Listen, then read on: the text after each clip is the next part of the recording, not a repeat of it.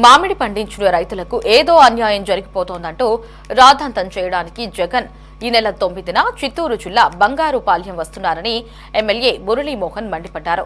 కూటమి ప్రభుత్వం మామిడి రైతులను ఆదుకునేందుకు అన్ని చర్యలు తీసుకుంటుందని తెలిపారు. మళ్లీ అధికారంలోకి రావడం కోసం వైసీపీ అధినేత జగన్ గ్లిజరిన్ కన్నీళ్లతో కవర్ చేస్తున్నారు అంటున్న ఎమ్మెల్యే మురళీమోహన్తో మా ప్రతినిధి గిరినాథ్ ఫేస్ టు ఫేస్.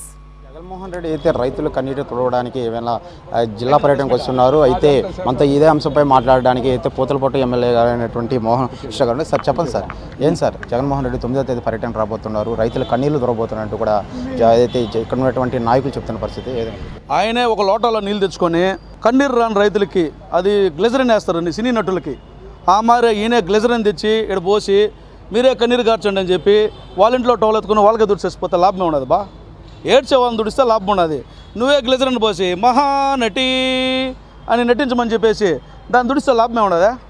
ఎవరు ఏడుస్తున్నారు, ఏంటికి వస్తున్నావు నువ్వు? ఎవరు నీకు ఏడస్తే ఎవరు వీడియో పెట్టారా? జగనన్న అని వీడియో పెట్టినారా? నీకన్నా లేఖ రాసినారా? నీకన్నా అర్జీ పెట్టినారా? మీ పార్టీ ఆఫీస్ కన్నా క్యూ కట్టినారా? ఏంటికి వచ్చేదా? జనంలో అశాంతి అలజడి సృష్టించి నీ పబ్బం గడుపుకోవడం కోసం, రాజకీయ ప్రాభవం కోసం కుట్ర చేయడానికి వస్తున్నావు నువ్వు. కుట్రలతో కుతంత్రాలతో ఒక్కసారి గద్దెక్కావు, ఒక్కసారి జనాన్ని మోసం చేసావు. ఇక చల్లదు. చిత్తూరు జిల్లా రైతాంగం చాలా తెలివైన వాళ్ళు, ముఖ్యంగా మామిడి రైతులు నీకన్నా ముదురులు, వాళ్ళకి అన్నీ తెలుసు. కాబట్టి అన్నీ మూసుకొని ప్రభుత్వాన్ని అభినందించు. ఏ రోజు నువ్వు ఎమ్మెల్యేగా పనిచేసావు, ఎంపీగా పనిచేసావు, 18 మంది ఎమ్మెల్యేతో ప్రతిపక్ష నాయకుడిగా పనిచేసావు, ఇప్పుడు మళ్ళీ ఎమ్మెల్యేగా పనిచేస్తున్నావు, ప్రతిపక్ష హోదా కూడా పోగొట్టుకున్నావు, మధ్యలో 5 ఏళ్ళు ముఖ్యమంత్రిగా పనిచేసినావు. మామిడికాయ ధరలు అని నోట్లో ఎప్పుడన్నా వచ్చిందా? నిన్న మొన్నటి దాకా మామిడికాయ అని తినే దాంట్లో ఇంటికాడ మీ ఇంట్లో వాళ్ళకి చెప్పి మామిడికాయ కోసిరా అని చెప్పే తప్ప రోడ్లకి ఎప్పుడైనా ఎక్కి మామిడికాయ ధర, మామిడికాయ రైతు, మామిడి గుజ్జు పరిశ్రమ అనే పదాలు నీ నోట్లో పలికినావా? మరి ఈరోజు వచ్చి చిలక పలుకులు పలికితే ఎవడు నమ్ముతాడా? ఏంటికి వచ్చేది నువ్వు? ఎవడు రమ్మంటున్నాను నిన్న? మామిడికాయ రైతులను ఏ విధంగా ప్రభుత్వం ఆదుకోబోతే ఎలాంటి చర్యలు తీసుకుంటారు? ప్రభుత్వం బ్రహ్మాండంగా ఆదుకునింది, ప్రభుత్వం బ్రహ్మాండంగా చూసుకుంటుంది. మామిడి రైతాంగం కష్టం రాకముందే గుర్తించి 4 రూపాయల సపోర్ట్ ధర ప్రకటించింది. ఇచ్చినటువంటి మాటకు కట్టుబడి ఉంటుంది. చివరిగా రాలిపోయిన కాయకి ఎత్తుకొంబి ర్యాంపులో వేసినా లేకపోతే ఫ్యాక్టరీలో ఇసిరి పారేసినా దాని లెక్క దానికి వచ్చేస్తుంది. 1/4 కేజీ అయినా, 3/4 కేజీ అయినా, టన్ను అయినా, 2 టన్నులైనా, 50 టన్నులైనా, 150 టన్నులైనా ప్రభుత్వం ప్రకటించినట్టు ప్రకారం 4 రూపాయల కేజీకి ఇచ్చి తీరుతుంది. ఇంక నీకెందు నొప్పే? కర్ణాటక ప్రభుత్వం రైతుల్ని ఆదుకోవడంలో ముందు స్థాయిలో ఉంది. అయితే కుటుంబ ప్రభుత్వం అయితే ఇంతవరకు కేంద్రం కూడా అడగలేదంటూ కూడా సరే కరుణాకర్ రెడ్డి ఒక ప్రెస్ నోట్ కూడా రిలీజ్ చేశాడు. ఏదైతే కుమారస్వామి ఏదైతే లేఖ రాశారో దానికి బదిలిచ్చిందాక అంటే వాళ్ళు -15 డిగ్రీస్లో ఉన్న -15 ఏదో ఉంటుంది సైట్ పూర్తిగా చదవాలా. 1 పేజీ చదివినట్టున్నారు. ఒక పేజీయే చదువు ఉండాలా, లేకపోతే 2-3 పేజీలు చదివి అక్కడ ఉన్న పాలసీని చదివి సమాజానికి చెప్పలేక అశ్వత్థామాత కుంజరహ అన్నట్టుగా ఈ ఉన్నటువంటి మెయిన్ పారాగ్రాఫ్ చదివేసి అదే చెప్పేసేయాల.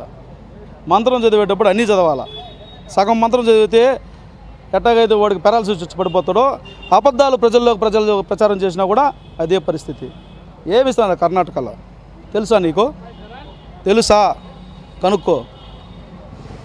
ఎకరాకి ఎన్ని టన్నులకు ఇస్తున్నారు, అదేవిధంగా ఒక రైతుకు ఎన్ని ఎకరాలు లిమిట్ చేశారు, రాష్ట్రం అంతా కలిపి ఎన్ని లక్షల మెట్రిక్ టన్నులకు మాత్రమే ఇస్తున్నారు కనుక్కో.